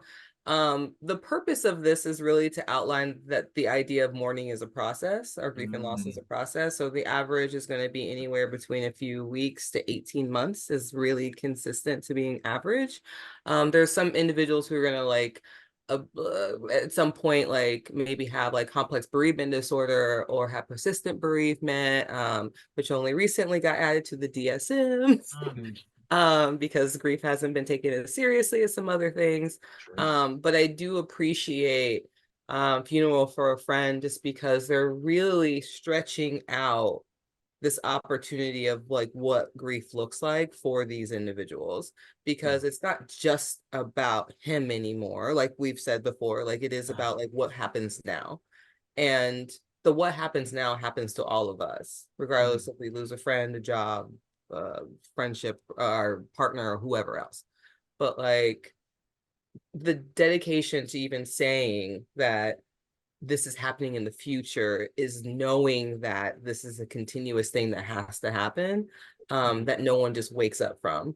Like, yes, Lois can get up and go to work, and maybe Jimmy has a different response, but we're all still going through it, and we might go through it continuously. So for anyone out there, people in the world who are feeling like, I'm still not over my mom, I'm still not over this job, I'm still not over my ex, like, it takes a while. And it's very, very few. I mean, normal is a setting on a washer, but it takes a while for things to feel what maybe baseline, I think, is a better word than normal. So I do appreciate the dedication to those little words that really do matter in the narrative of saying like, we're going to continue, or later, or in the future, or next up. Like those things matter because then they perpetuate the narrative of it's ongoing. No, I love that. I also love that in the phrasing here, we get kind of again a sense of scale of who we're talking through, right? So in this initial one, it's very personal, like subject matters. It's Lois, it's Perry, it's Jimmy, it's his parents. Like really quickly, we get some people that are directly involved with Superman on an everyday basis in some way, shape, or form. When they go Metropolis, like they're talking about various aspects of Metropolis. You have the special crimes unit, you've got Lex, you've got Supergirl, you've got, you know, all these different ancillary spaces within Metropolis and how they individually are going to deal with this concept that Superman is gone. And so you go localized, macro, and then we're going even bigger for when you get to Funeral for a Friend, where you see how the world is supposed to embrace the lack of Superman. And it's such a beautiful sort of thing where, to your point, Brittany, the longevity of it also showcases the scale that it can affect you. You know, it can literally be where, you know, these people are like, man, I'm gonna miss this guy at work, and other people like, how did this happen, and why did they get to do this? Versus like, there's so many scalable, you know, showcases for this emotion that everyone can feel. And you know how sometimes the greatest impact was never the intent, but it's what was felt. You know, Superman didn't do this for glory, but the president shows up at his funeral. That's huge. Yeah. That's huge. You know, when you have characters that are on that scale, and I think Captain America would be one of them. Whereas Cap was positioned where people wanted him to be president, and he's like, no, I'm a regular guy. Like, don't look at me like I'm super special. Although I am Captain America. Like, he's like, I am just a person that has the ability to help, so I want to. That's Superman. But again, in scale of that impact, it can be felt worldwide without even your intention to do so. You know, yes, obviously Superman saved the world intentionally, but his goal wasn't to be applauded for that or to be, you know, put on a platform. He just wanted to do this because he could. And this is such a beautiful showcase of how grief can be received as well as portrayed by different, variables of people, whether that's people that know you really well, people that have peripherally interacted with you, and for the most part, people that just have a concept of who you are without necessarily knowing you at all. That's a huge thing. So Yes. come on now, we're gonna preach today. Let's go. Yes. Yeah, it's we'll definitely come back to this issue of time scale and role scale, and different degrees of intimacy issues. Because it is a process. And another sort of meta thing that we've done before, and I like to do, and this is going back to the nerd part, which I hate that they don't put these things in trades anymore. I know. I love looking at letters to the editor. I love looking to see reactions at the time. This is archival work, right? Here we have, coming soon each week. So we see here on the right, next week, Superman's dead. Lex Luthor is running Metropolis. Supergirl's trying to live up to the legend she's replacing. Action Comics, blah, blah, and then you get in 2 weeks. Now the focus shifts to Ma and Pa Kent. And that's talking specifically about the funeral, right? We gotta go. My new glasses, I'm still getting used to. Okay, right now, the world had its Superman. Martha and Jonathan Kent had their son Clark. Now both are dead, and the world's greatest heroes mourn for their friend, while the bereaved parents suffer privately at the place where it all began. The rocket crash site that brought their son to them, right? Then, of Do you course, realize how good of a story that you're telling because they just told you what's about to happen, and you still are going to tune in 2 weeks? Oh, hell they told you what to expect, and you still like, I'm there. Here's my $3 without question. Brilliant. And then we got in 3 weeks. Grave robbers strike. Who's stealing the Man of Steel and why? Right. So again, they're telling you the story ain't done.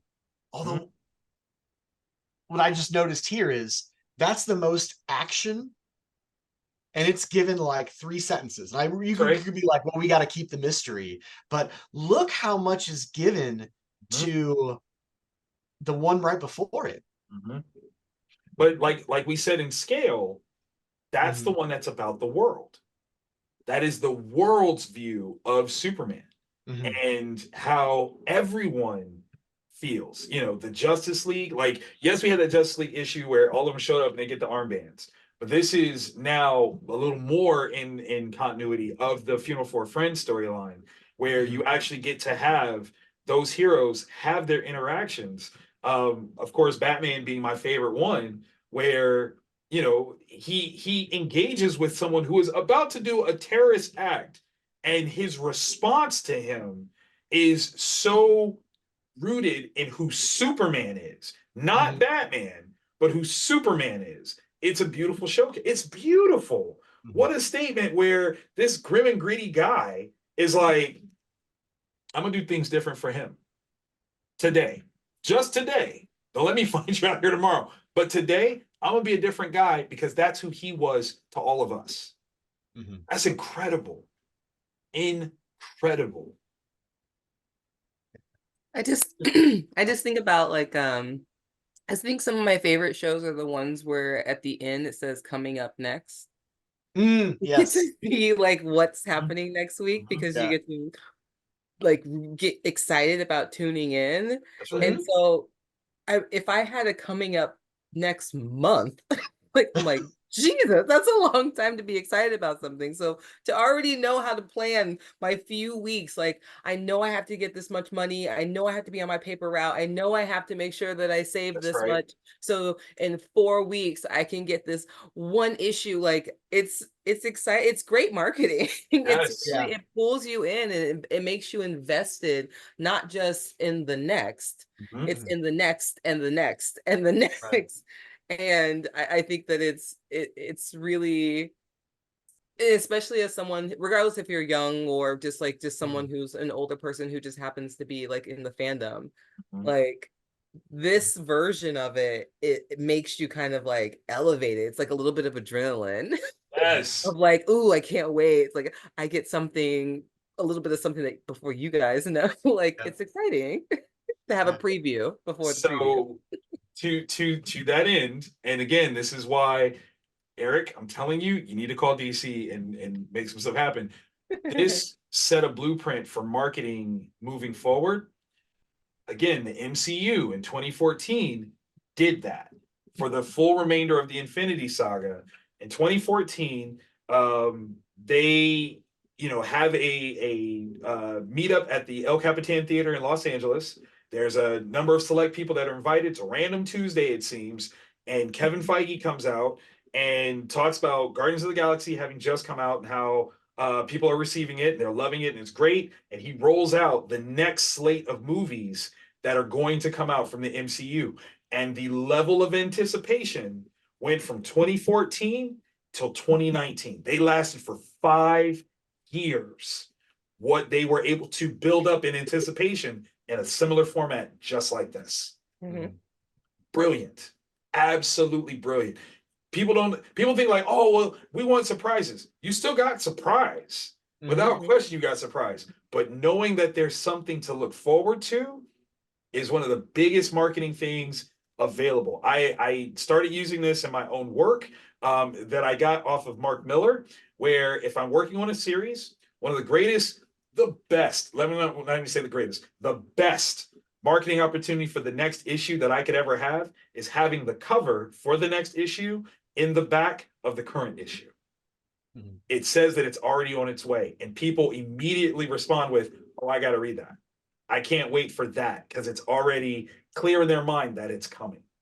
And that level of anticipation, Brittany, you're absolutely right. It sets up this dopamine sort of hit where you're like, I can't wait. I got to do everything I can to make sure that I'm here for that. And, a couple years ago, Kevin Smith had a heart attack and he literally said, I am aiming to get better so that I can survive long enough to see Endgame. I refuse to die before Endgame. This man changed his entire lifestyle, okay? Lost weight, has kept it off just because he was like, this is something I'm living for. Brilliant.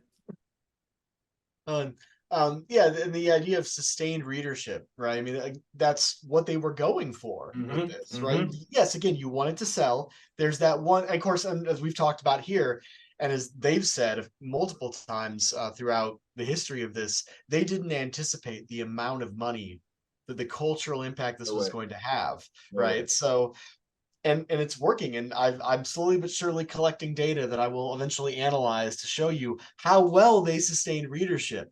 Not, spoiler alert, the best is yet to come. Right. Not just through the reign, but beyond. It sustained a while. That's right. So it worked. Yeah.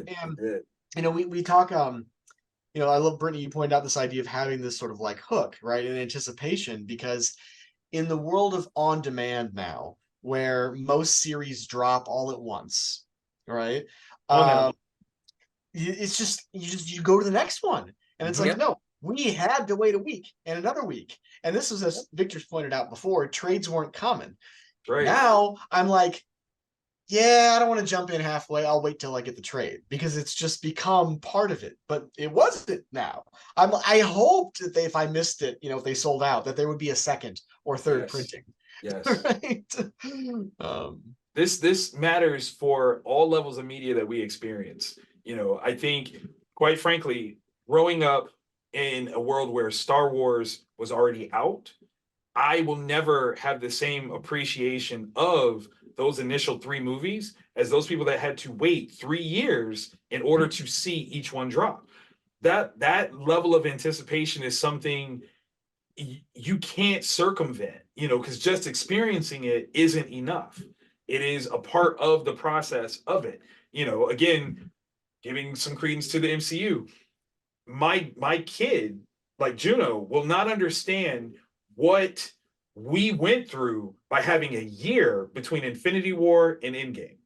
She won't understand what that is, because she can watch one and then turn around and watch the next one. But to explain, like, not only was there a year in between, there was another movie that came out in between that didn't even actually set up as much as we thought it was gonna, but like kind of explain something here so that when this happened in this movie, we understood what it was. But that took a year, an entire year.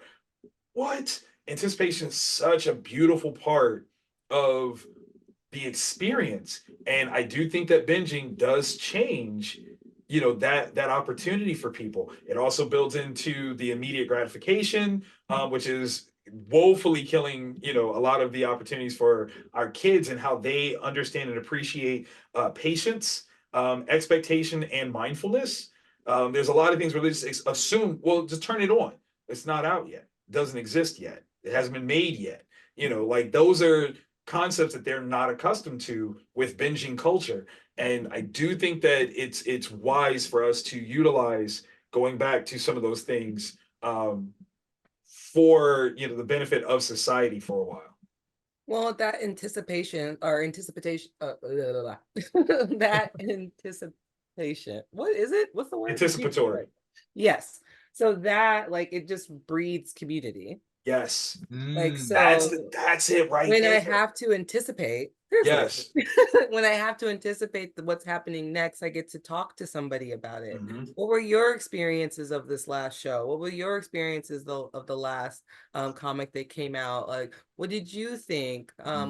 So having a shared community and challenging each other and having differences of opinion, we've lost a little bit of that ability to communicate and have differences of opinion and still sit in the same room. And even though these are topics of should Lois should she disclose that she knows or not, that's a lot different than what should we do around the world. But they are conversations that we can have with one another, and especially with people who don't look like us. And again, kind of similar to those armbands, I see you, you see me. There's something about us that connects each other. It's we're reading these comics at the same time, and so we are connected regardless of our race, ethnicity, where we live, our gender expression, our sexuality, whatever. We're experiencing something together that we can build community from because we're waiting to see what happens next, and we get to guess what happens next. Because if I don't, who could be the grave robbers? I don't know. What do you think? Who do you think? What are they doing? What would make sense? Who would move him? Is he heavy? We get to have all of these really good questions from each other if we get to actually wait instead of just have it all out at once. So true. Oh, I love it. Well, I think I will let that be the last word. As I joked earlier, but only half joked, this is a 2-hour episode. One issue, okay? Listen. Good news is, people. Part what 2 happens. Part 2, I've only got 2 slides. Part 3, I've got 4 slides. Okay. Listen, this just means that this podcast is going to be in business for a minute. Okay, we got stuff to talk about. Got stuff to talk about. It is what it is. I love it. I have so much fun with you all, and I hope you do as well.